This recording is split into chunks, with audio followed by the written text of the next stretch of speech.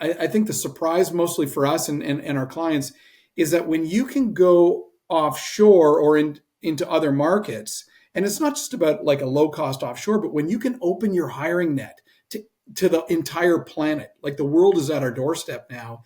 And what this allows us to do is bring on the best of the best talent, not just the best talent in our city, but the best talent on the planet.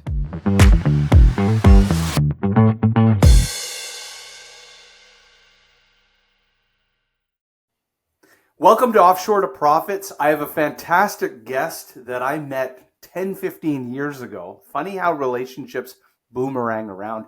Dan, introduce yourself and then we'll talk about great to reconnect, Jamie. So Dan Monahan, my background is about 29 years ago. In 95, we started a company called WSI, myself and my younger brother. It was a digital agency, and I put myself through university running an ice cream business franchise. So I had understood franchising as a great way to expand businesses. So we expanded at the time, it was just building websites, and we expanded that through franchising. So we built the world's largest digital agency network through the concept of franchising. So we have, what I sometimes say to people is, we're like the McDonald's of the internet, or the McDonald's of digital advertising, but instead of selling Big Macs, we sell websites. So we have this network of digital agencies that are around the world.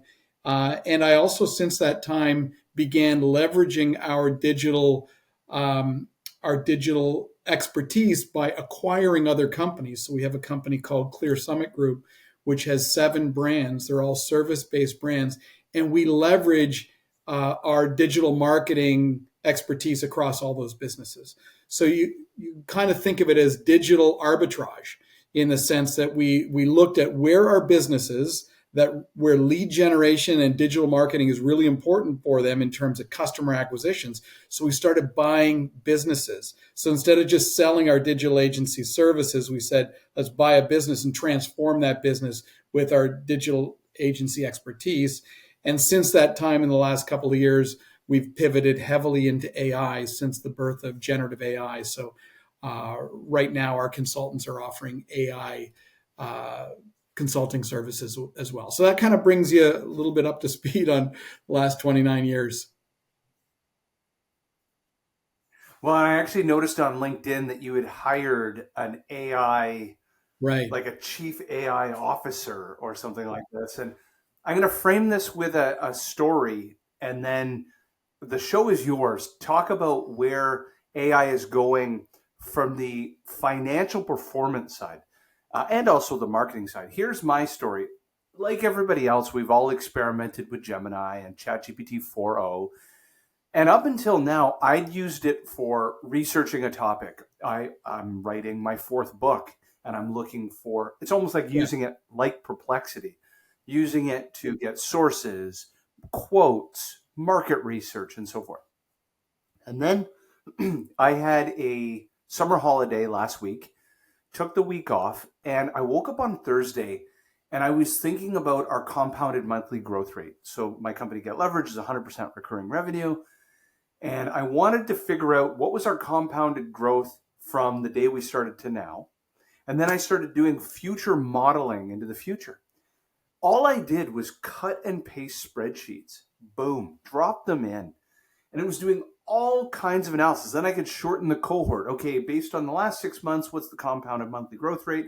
And if you peeled that out for the next year or two, when would I hit these 7-figure milestones? What would it take to get to 8-figure milestones and what have you?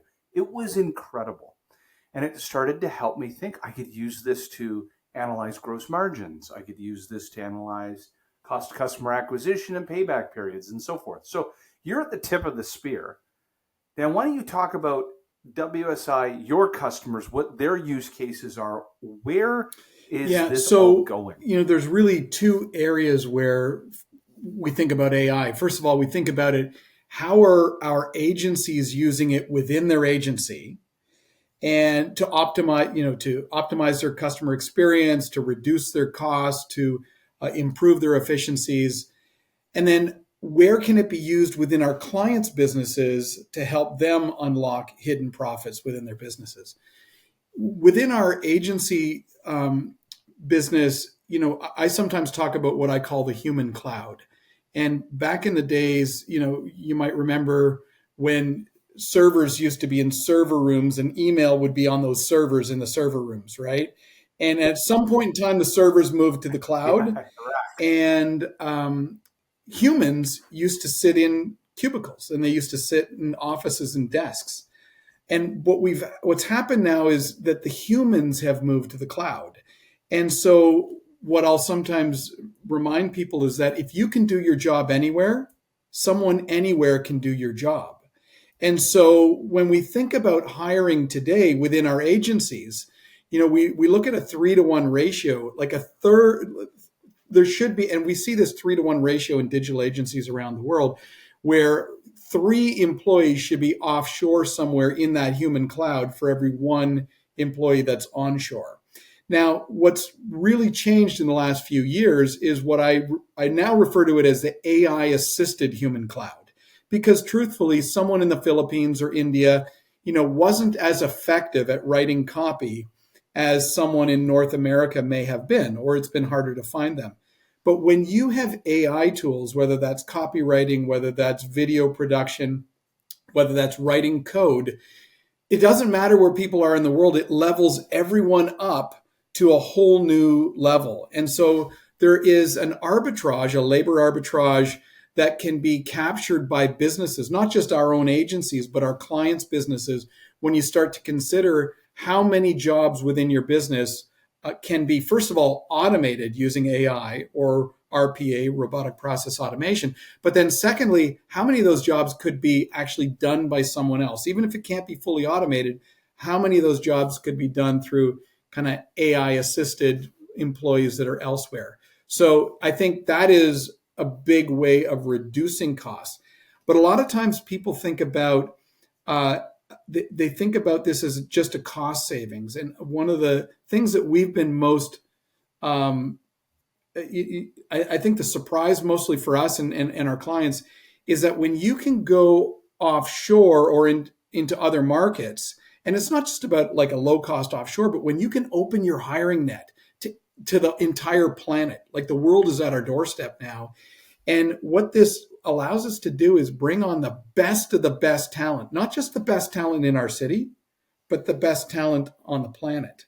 And it may be in a jurisdiction where what we're paying, an average employee here allows them to live like a king there. So you've got people that are the best people in that market. They're working harder. You're never going to lose them because they just love their job. So from an employee engagement and retention, it really changes the game as well. So our whole play is around acquiring top talent. And this allows us to do that more effectively than we can just in our own backyard.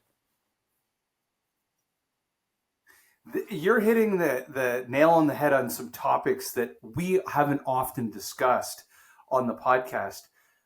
But, this is my 3rd agency, and I'm really starting to appreciate the importance of HR as part of a function that has the same sort of metrics as my demand generation and sales standpoint. And now all of a sudden, for the first time ever, we're now 30 employees with the intention of being 300.